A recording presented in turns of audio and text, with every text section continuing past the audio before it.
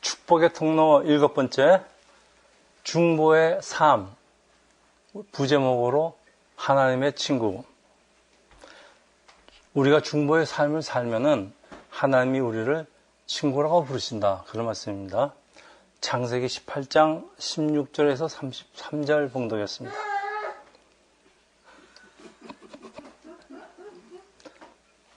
오늘 2020년도 마지막 주일 예배죠. 금년에 참 세상교회에 많은 일들이 일어났습니다.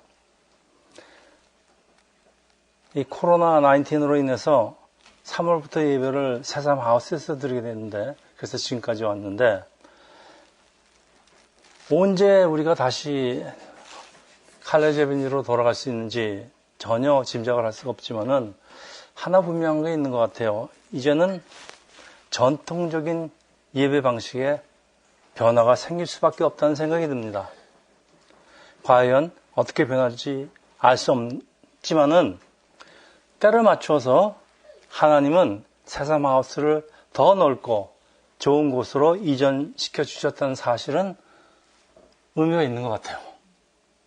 네, 우리 새삼교회를 향한 하나님의 특별한 배려나 어떤 계획이 있다고 생각을 하고, 자, 이제부터는 우리 창의적인 파이어니어적인 생각과 마음을 가지고 이 변화하는 환경에 대비하고 적응해야 할 것 같아요. 이제 새로운 해가 밝아오는데 여러분은 New Year Resolution을 무엇으로 정하셨습니까?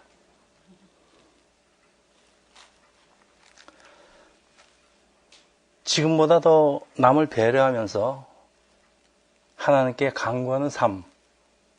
그런데 마침 오늘 본문이 하나님 백성이 어떻게 살아야 하는지를 잘 보여주는데, 네, 중보의 삶입니다. 설교 제목입니다.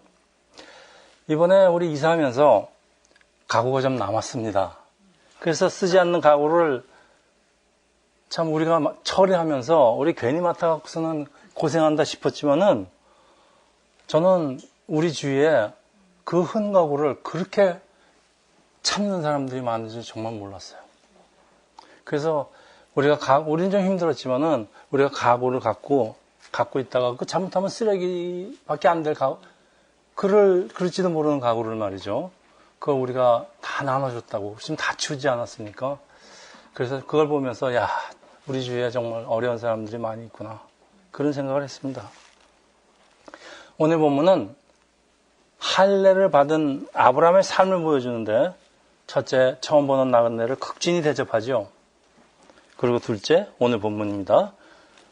소돔과 고모라를 위해서 목숨을 걸고 하나님께 간구하는 모습이 바로 이게 중보의 삶을 사는 모습입니다.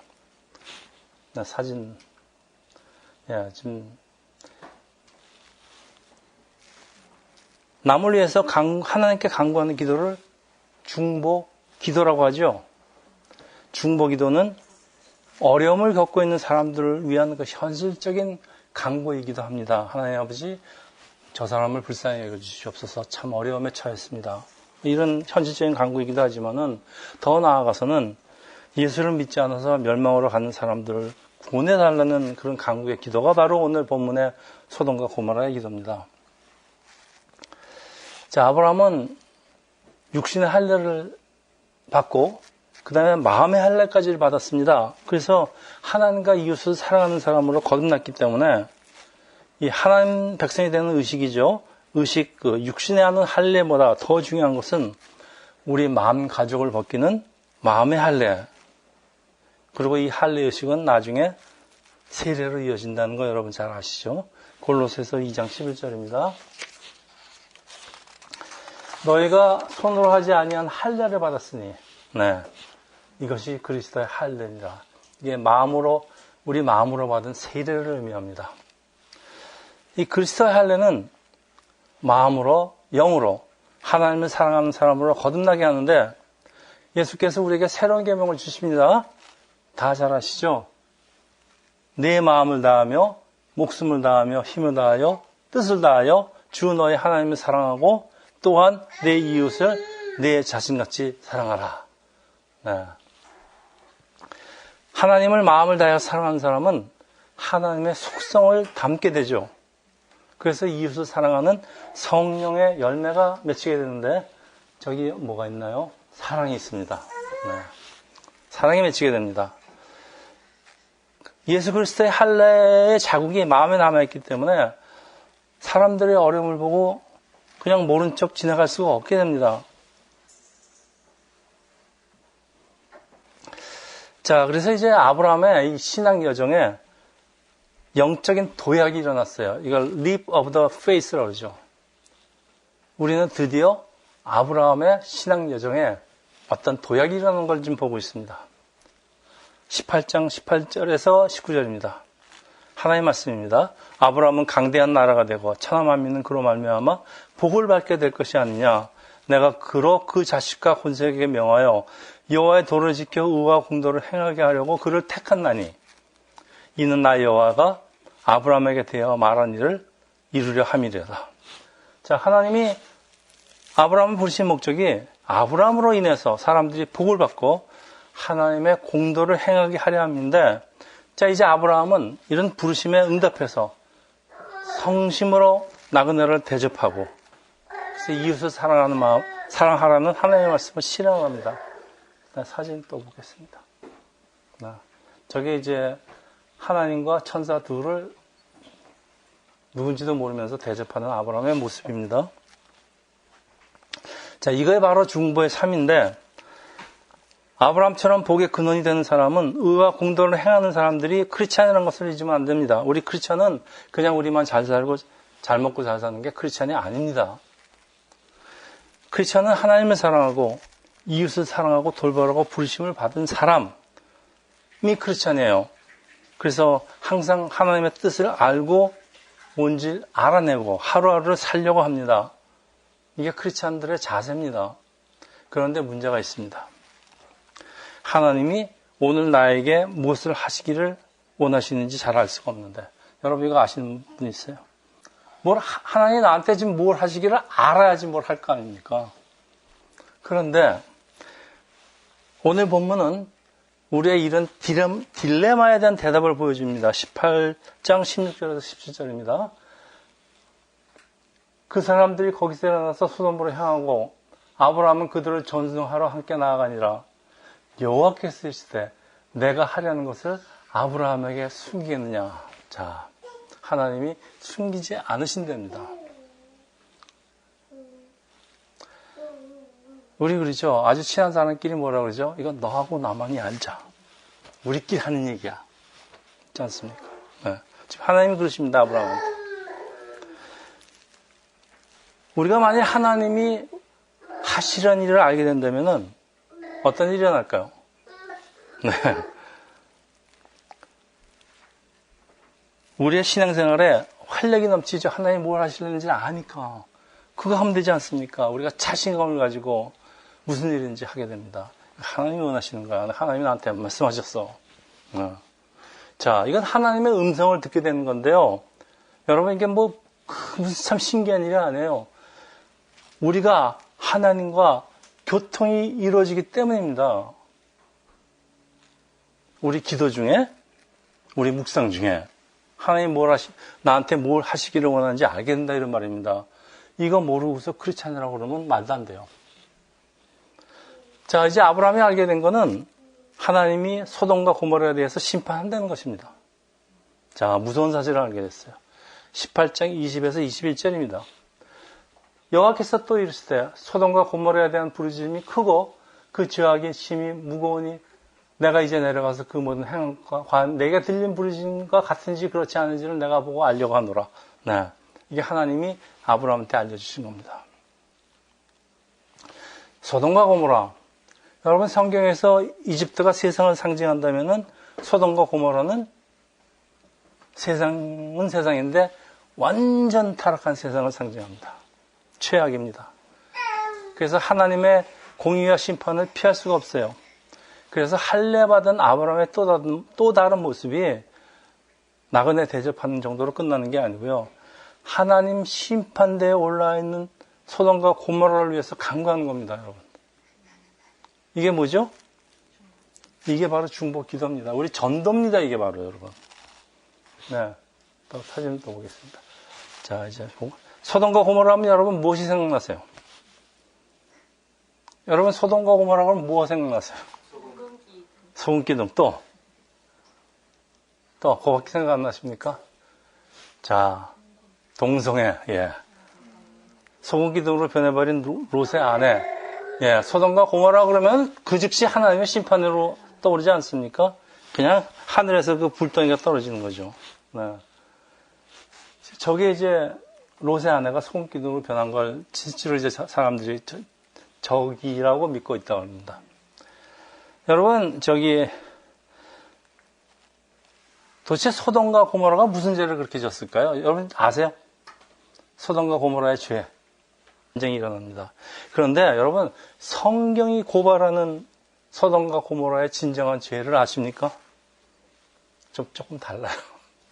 자, 에스겔 16장 49절입니다. 내 아우 소돔의 죄악은 이러하니 그와 그의 딸들에게 교만함과 음식물의 풍조함과 태평이 있대요. 또 그가 가난하고 궁핍한 자를 도와주지 아니하며 거만하여 가증한 일을 내 앞에서 행하였습니다. 예, 우리가 알고 있는 제목과는 좀 다릅니다. 소돔과 고모라는 굉장히 풍조하지만은 교만해지고 가난하고 궁핍한 자를 돌보지 않은 것이 이게 죄랍니다. 자, 이 죄가 소돔과 고모라의 죄만일까요? 지금 우리가 살고 있는 모습과 똑같아요. 네, 바로 우리 사회가 소돔과 고모라입니다. 정의와 공의, righteousness and justice죠. 이건 하나님의 속성이에요. 근데 하나님의 의는 사회적인 질서를 만들어내고 또 하나님의 의가 없는 것에 불의도 따라옵니다. 그렇지만 이것만 다가 아니에요. 사회적인 혼란도 같이 따라옵니다. 좀 그렇지 않습니까? 사회적으로 얼마나 혼란합니까?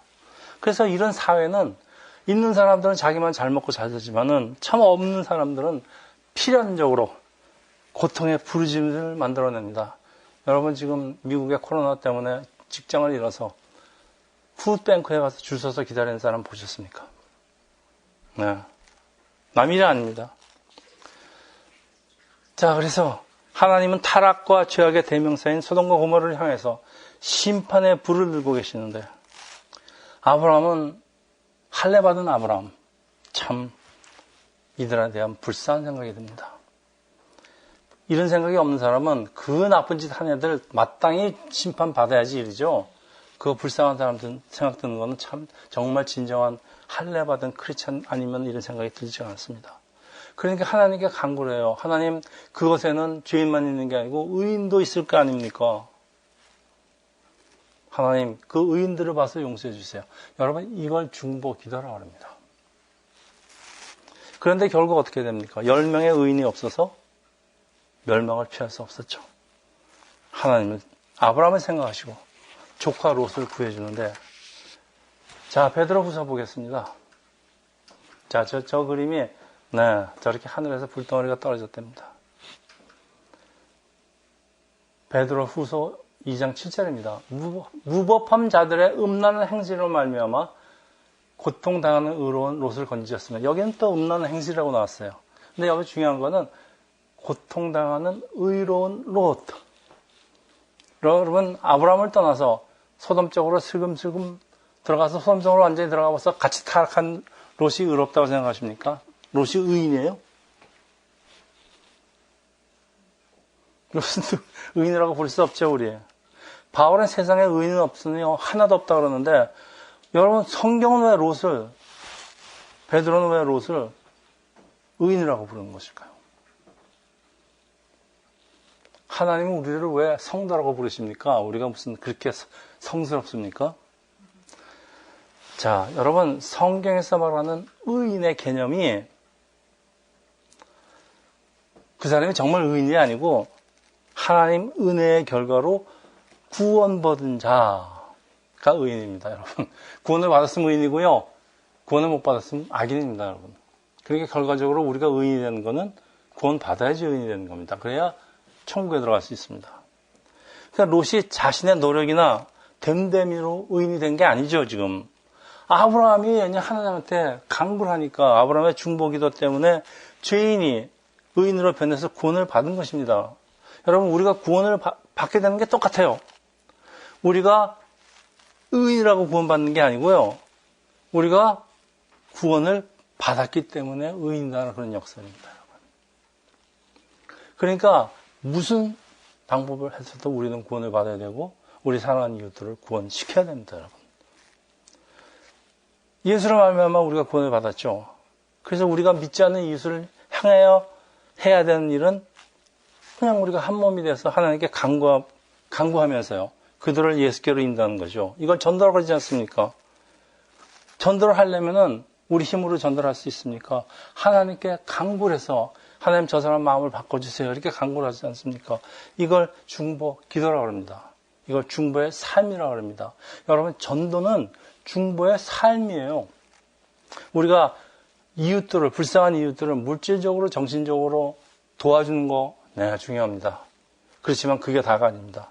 그 사람들을 예수께로 인도해서 구원받게 하는 것, 이게 중보의 삶입니다. 이 두 가지가 완성이 돼야 됩니다.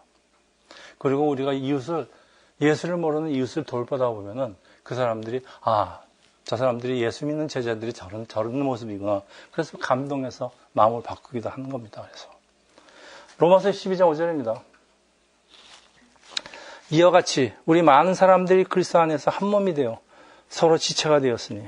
자, 그런데 그리스도 안에서 중보자가 된 자신의 신분을, 우리 신분을 정확하게 이해한 사람만이 진정한 중보기도를 할 수 있습니다. 여러분, 입으로 하는 중보기도를 하나님이 들으시겠습니까?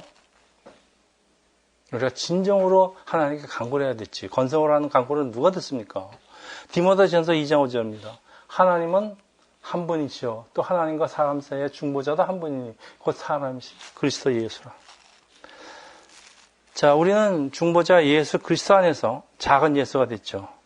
근데 오늘 본문에는 과연 누가 그러한 중보자가 돼서 중보기도를 할 수 있는지에 대해서 기록되고 있습니다. 누굴까요? 하나님이 친구라고 인정하시는 사람입니다. 하나님은 아브라함에게 소돔과 고모라의 죄악에 대해서 자세히 이야기해 주시는데, 이제는 하나님과 아브라함 사이에 친밀한 관계가 형성이 되어서 어떤 비밀도 같이 나누는 친구 같은 사이가 되었다는 뜻이에요. 그래서 하나님이 우리를 친구라고 인정하시고 우리에게 하나님의 속을 털어놓으시고 하나님 우리에게 같이 참여하시기를 원하십니다. 그래서 우리의 동역자라고 부르시는 겁니다. 야고보서 2장 23절입니다. 이에 성경에 이른바 아브라함이 하나님을 믿으니 이것을 의로 여겼다는 말씀이 이루어졌고, 우리 전전번 시간에 했습니다. 그는 하나님의 벗이라 칭함을 받았나이. 네.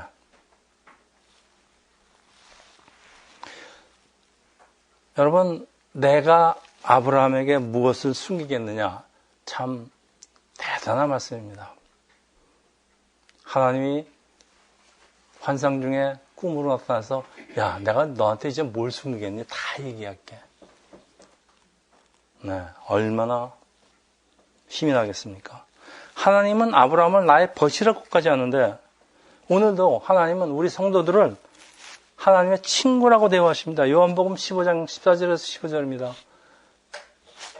너희는 내가 명한 대로 행하면 곧 나의 친구라. 이제부터는 너희를 종이라고 하지 아니하리니 종은 주인이 하는 것을 알지 못함이라. 너희를 친구로 하였나니 내가 내 아버지께 들은 것을 다 너희에게 알게 하였음이라. 예, 예수님 말씀이에요. 마가복음 4장 11절이다. 이르시되 하나님의 나라의 비밀을 너희에게 주었으나 외인에게는 모든 것을 비유로 하나니. 예수께서 비유로 자주 말씀하시는데 이거는 친구한테는 이렇게 비유로 말씀하지 않습니다. 자, 그래서 하나님은 하나님의 친구에게 하늘의 비밀을 알으시기 때문에 하나님의 친구가 되는 우리가 하나님 뜻에 합당한 중보 기도를 드릴 수가 있게 됩니다. 하나님이 어떤 생각을 가지고 있는지도 모르고 무조건 중보 기도하는 게 아닙니다. 하나님이 너 저 사람을 위해서 중보 기도해. 너 저 사람 내가 구원할 거니까 저 사람을 위해서 네가 중보 기도해. 네. 여러분, 그리고 이제 오늘날에는 하나님의 환상이나 하나님이 꿈에서 나타나는 일이 참 드뭅니다. 그래서 왜냐? 하나님이 성경을 이미 주셨기 때문에 그래요. 성경이 하나님의 비밀을 기록한 것이 성경입니다. 그래서 하나님 말씀을 올바로 이해한 사람이 하나님 뜻을 알고 기도를 드릴 수가 있는데, 우리가 왜 성경을 읽고 왜 성경을 이해해야 되는지 여기 다 있습니다. 여러분 성경 읽을 때 그냥 읽으세요?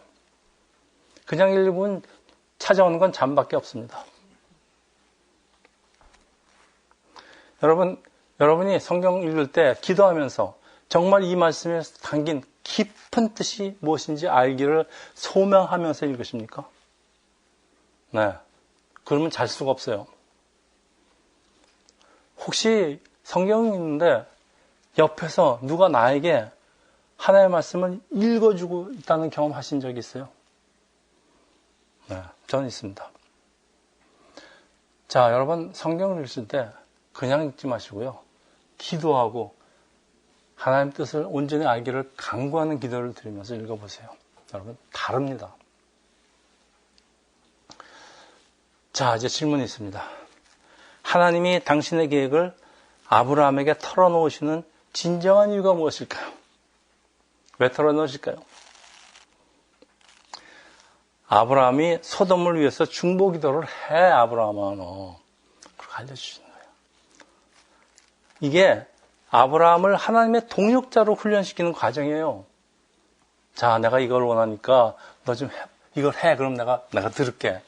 네. 중보 기도예요, 그게. 보십시오. 아까 봤죠? 네. 됐습니다. 18장 23절에서 25절입니다. 아브라함이 가까이 나아가 이르되 주께서 의인을 악인과 함께 멸하라 하시니까 그 성중에 의인 50명이 있을지라도 주께서 그것을 멸하시고 그 50 의인을 위해서 용서하지 아니하시라 하니까 주께서 이같이 하사 의인을 악인과 함께 죽이시면 부당하오며 의인과 악인을 같이 하심도 부당하오며 세상을 심판하는 이가 정의를 행하실 것이 아니니까. 아브라함의 논리에는 일리가 있어요. 네, 맞는 얘기인데 상대가 누굽니까 지금? 엘샤이다. 전지전능 하나님인데 하나님한테 조목조목 따지면서 하나님을 설득해보겠다면서 부당하다는 말을 2번이나 사용하고 하나님이 누군데 정의를 행해야 된다고 얘기합니까? 여러분 판사 앞에서 이렇게 하면요 법정에서 쫓겨납니다. 법정 모욕대로. 왕 앞에 얘기하면 저놈은 당장 능지처참하라 이렇게 됩니다. 지금 누구한테 이러고 있습니다. 지금 이게 바로 아브라함이 목숨을 걸었다는 얘기가 이래서요. 지금 목숨 걸고 하고 있어요, 아브라함이. 그리고 여러분 나한테 충고를 하는데요. 이 충고하는 사람의 논리가 아주 확실하고 정확하면요. 어떤 생각이 들어요? 되게 기분 나빠요. 아주 얄미워요. 그래서 충고도 조심해서 해야 돼요. 근데 이거 아주 불경스럽게까지 하는 아브라함의 모습입니다. 여러분 하나님께 조목조목 따져서 하나님의 마음을 바꾼다는 게 가능하다고 생각하십니까?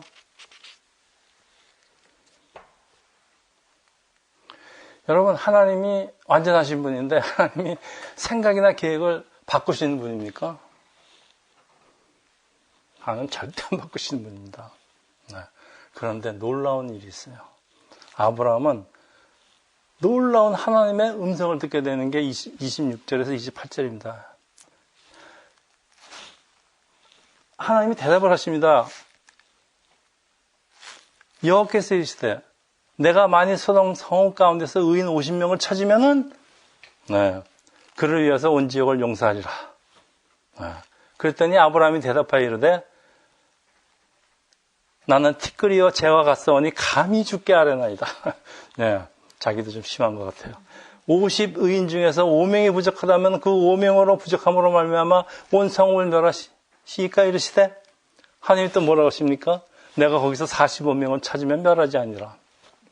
여러분 보십시오. 이렇게 해서 하나님과 아브라함의 협상이 딜이 계속돼서 결국은 아브라함이 10명까지 깎았습니다. 50명에서. 근데 아브라함이 말은 아주 공손하게 하는 것 같아요. 나는 티끌이고 제니. 근데 감히 노하지 마옵소서. 그러니까 지도 까딱 잘못하면 큰일 난다는 거 알아요. 아브라함 자신도 하나님을 좀 심하게 밀어붙이고 있다는 걸 느끼고 있는 것 같아요. 네. 그리고 처음부터 솔직하게 하나님 10명만 찾으면 그렇게 얘기하죠. 50에서 5명씩 깎아내려옵니다, 지금. 이게 뭐예요, 이게 지금. 하나님 반응 보면서, 눈치 보면서 살살 깎아내려와요. 예, 이게 누가 하는 짓입니까, 여러분, 이게? 저같이 평생을 장사치로 한 사람이 하는 일입니다. 전 물건 깎을 때 이렇게 한꺼번에 50불에서 10불로 절대 안 깎습니다. 45불 불렀다가 쫙 눈치 보고선 또 저쪽에서 15불 올라오면 난 또 요렇게 딜하는 게 원래 이렇게 하는 겁니다. 근데 감히 하나님한테 이런 딜을 하고 있어요. 이건 산전수전 다 겪은 그 노련한 장사치죠. 상대방을 주도하면서 하는 행위죠. 근데 이 상대가 하나님인 만큼 아브라함의 바른 수준이나 이 하는 행동이 좀 지나치다는 생각이 들어요. 정말 이건 지나칩니다. 어디라고 감히 지금. 그런데 더 이해가 안 되는 게 있어요. 하나님이 아브라함 하는 일을 따라오세요. 깎아주세요, 하나님이. 그리고 아브라함이 하자는 대로 10명까지 오지 않았습니까? 그래서 뭐예요? 저는 참 이해하기 어렵지만은 이 부분이 정말 이해하기 어렵습니다. 그래서 결국 어때요? 의인 10명이 없어서 소돔은 결국 멸망돼요. 그런데도 불구하고 여러분 뭐 좀 이상하다는 생각 들지 않아요? 이상하다는 생각 안 들어요? 하나님이 소돔에 의인 몇 명이 사시는지 알까요? 모를까요? 다 아시고 계세요. 그러니까 하나님이 아브라함 좀 심하게 얘기해서 지금 네, 그렇습니다. 근데 왜 아브라함과 이런 식의 대화를 계속 할까요? 자, 근데 어떤 사람들은요, 오늘 본문을 예로 들어서 자신의 생각을 하나님께 고집하면은 하나님과 딜이 가능하다고 착각을 합니다. 실제로 그런 사람이 있어요. 성경을 보세요. 아브라함도 이렇게 하나님하고 딜하지 않았느냐. 왜 나는 못해? 그런 사람이 있어요. 착각을 합니다. 여러분 어떻게 생각하십니까? 절대 하지 마십시오. 상당히 위험한 생각입니다. 어디 감히 하나님하고 딜을 하려고 그럽니까? 자, 아브라함이 전지전능하신 하나님께 소돔에 그래도 의인이 있을 하나님한테 상기를 시키는 거예요. 소돔에 의인이지 않습니까? 본문은 이해하기 어렵지만은 여러분 이걸 하나님이 아브라함을 훈련시킨 과정이라고 생각하면 이해가 금방 갑니다. 즉 하나님이 아브라함을 훈련시키고 있어요. 자, 예를 하나 드리겠습니다. 찬호가 이제 성장해서 말도 잘하고 이제 몇 살 되잖아요. 그러면 아버지한테 아버지, 이거 아버지가 이런 거 해도 된다 그랬어요. 그리고 자기 논리를 질서정연하게 펼치면서 아버지가 가르친 교훈을 아버지 그때 그러지 않았어요. 이건 해도 돼요. 그건 아버지가 부당합니다. 이렇게 나오면 찬호를 괘씸하게 생각하겠습니까? 아니면 기특하다고 생각하겠습니까? 기특하다고 생각합니다. 이게 부모의 마음입니다. 야, 놈 봐라. 언제 이렇게 컸지? 예, 부모의 마음이 이렇습니다. 그러니까 다 받아주는 거예요. 아이고, 그놈 참 신통하다 그러고. 그 오늘 본문은 아브라함의 성장을 지켜보는 하나님의 아주 그 아버지 같은 마음을 잘 설명하고 있다고. 그러면 다 이해가 갑니다, 오늘 본문이. 네. 하나님이 아브라함과 협상을 하는 게 아니고요. 아브라함의 그 영적인 성장을 대견해 하면서, 그리고 들어주시는 거예요. 우리는 그동안에 아브라함의 믿음의 성장을 쭉 지켜보고 있는 게 이제 축복의 통로 7번째인데, 이제 아브라함 신앙에 드디어 도약이 일어났어요. 여태까지, 전번 시간까지만 하더라도, 그런데 오늘 도약이 일어나고 있어요. 이제 아브라함이 영적으로 많이 성숙한 것 같아요. 그러니까 하나님이 아브라함을 나의 친구라고 그러십니다, 지금. 자, 더 중요한 게 있어요. 아브라함이 자기 자신을 위해서 자기 생각을 하나님께 고집하는 게 아니에요. 자기를 위해서 그러는 게 아니에요. 어떻게든지 이웃의 멸망을 막으려고 마음이 그냥 너무 타서 간급하고 간절한 마음을 아브라함이 잘 보여줬어요. 여러분, 소돔성에 누가 살고 있습니까? 아들 같은 롯이 살고 있어요. 참 마음 간절하지 않겠습니까? 여러분, 참 아브라함의 모습이 많이 변한 것 같아요. 여러분, 이거 기적 아니에요? 우리 전 시간까지만 하더라도 자기 목숨이 위태로울지 모른다고 자기 아내를 팔아먹던 비열한 사람이 이웃을 위해서 목숨을 걸고 감히 하나님께 간청한 사람으로 변한 겁니다. 그럼 아브라함이 완전히 변했을까요? 다음 시간에 한 번 더 팔아먹어요, 제 와이프.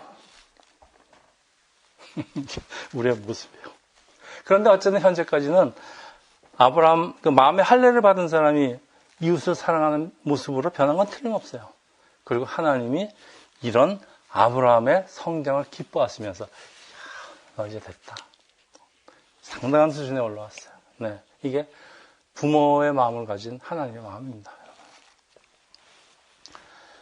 자, 그래서 말씀을 좀 정리하겠는데, 우리가 하나님과 교제를 나누는 사람은 하나님이 세미한 음성으로 우리에게 속삭이는 하나님의 말씀을 듣습니다. 그래서 우리는 이런 경우에 그 사람 참 영이 맑다고 그렇게 표현합니다. 우리가 기도할 때 하나님은 이웃의 어려움을 보여주심으로 또 혹은 여러 가지 방법으로 우리 마음에 감동을 주시죠. 그게 이제 하나님이 우리하고 생각을 같이 나누시는 거예요. 그래서 하나님과 교제는, 우리의 교제는 이 말씀과 기도로 유지됩니다. 기도가 이렇게 중요하고 말씀 읽는 것이 이렇게 중요합니다. 하나님과 교통을 하기 위해서는 말씀과 기도가 있어야 돼요. 하나님은 성경 말씀과 기도를 통해서 우리에게 말씀하시고, 우리는 기도 가운데 하나님께 우리의 생각을 말씀드리는 것이 바로 하나님과의 교통이에요. 하나님은 아브라함에게 당신의 계획을 말씀하시고 이것을 계기로 자연스럽게 아브라함은 소돔을 위해서 말씀을 드릴 기회를 얻게 되는데, 이거 우연이 아니고요. 하나님이 다 이런 기회를 일부러 주신 거예요. 네. 자, 소돔은 의인 10명이 없어서 멸망을 하는데, 내가 속해 있는 사회, 집단, 멸망을 면하려면은 의인 10명이 있어야 돼요. 물론 10명이라는 건 상징적인 숫자예요. 그래서 우리가 참 요즘 돌아가는 거 보면은 정말 세상 썩었습니다.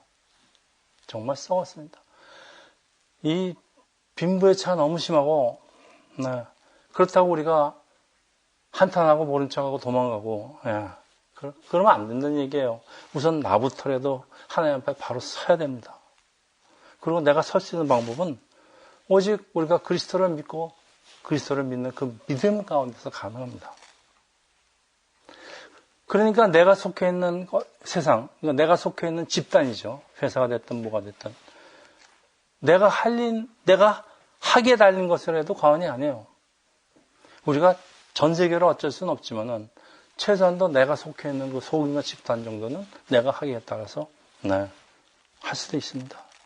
이것이 우리 예수께서 말씀하시는 세상의 교회가 되어 빛과 소금이 되라는 그 말씀입니다. 이게 안 될 것 같지만은 조금이라도 하다 보면은 자, 마지막으로 우리가 예수를 믿는다고 죄가 없어진 거 아니죠? 잠시 없다 하시는 거죠. 칭의라 그랬죠. 그래서 의라고 부르시는 거지 우리가 의인이라는 얘기가 아닙니다. 그렇죠? 자, 근데 우리는 죄인입니다. 그런데 죄인은 하나님 나라에 들어갈 수가 없습니다.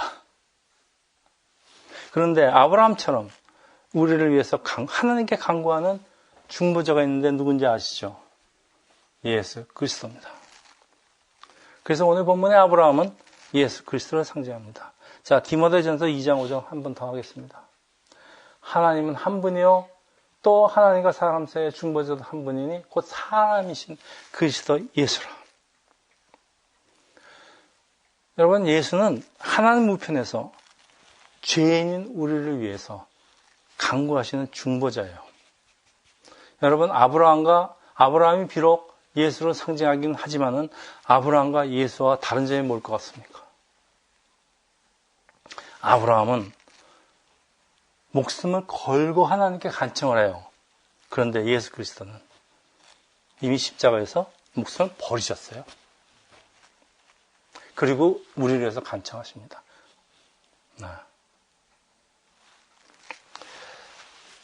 우리가 천국에 올라가면은 모든 사람이 심판을 받는다고 합니다. 재판을 받는데 우리가 지었던 과거의 죄들이 눈 깜짝 사이에 지나간다고 합니다.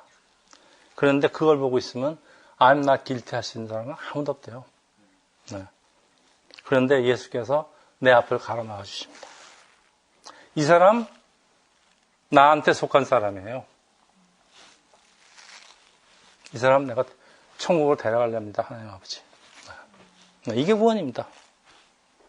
그래서 우리는 예수를 믿는 자를 구세주라고 부르는 이유가 하나님의 법정입니다. 법정에서는 예수 외에는 다른 변호사가 없어요. 모든 다 그냥 검사들이 우리 죄를 하는 것들이 사탄이 고발을 합니다. 저 죄인, 저 다 우리하고 똑같이 지옥 갈 사람입니다. 예수께서 얘기하십니다. 그렇지만은 나한테 속한 사람이야. 그래서 구원은 오직 예수로만 이루어집니다. 변호사가 예수밖에 못 들어와요. 없어요. 왜 예수만 들을 수 있느냐? 예수가 하나님의 하나밖에 없는 아들이기 때문에 그렇습니다. 기도합니다. 할렐루야. 하나님 아버지, 오늘 아브라함의 영적인 믿음이 도약이 일어난 것을 우리가 배웁니다. 우리 이제 2021년도를 맞이해서 중보의 삶을 살기를 원하는 우리 세상교회 성도들 위해 하나님의 모든 백성들이 영적인 도양이 일어나서 우리 하나님을 마음으로 사랑하고 이웃을 마음으로 사랑하는 우리 세상교회 되기를 예수 이름으로 기도합니다. 아멘.